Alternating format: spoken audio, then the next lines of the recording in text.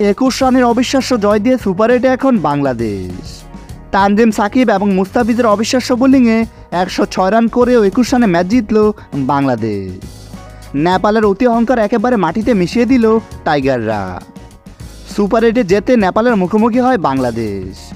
Match শুরুর আগে বাংলাদেশকে হুমকি দেওয়া নেপাল শুরুতে দারুণ বোলিং করে মাত্র 106 রানে অল আউট করে দেয় বাংলাদেশকে।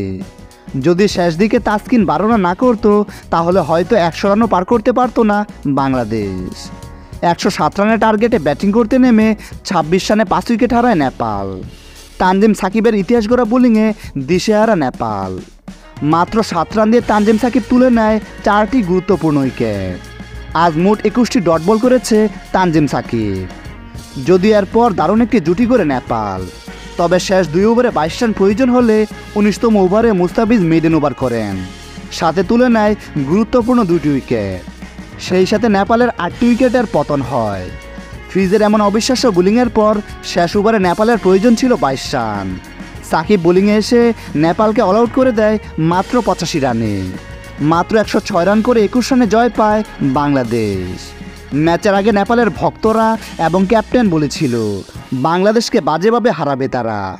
তানজিম সাকিব এবং ফিজের বল বুঝতে না পেরে উল্টো তারাই হেরে গেল সহজ একটি ম্যাচ।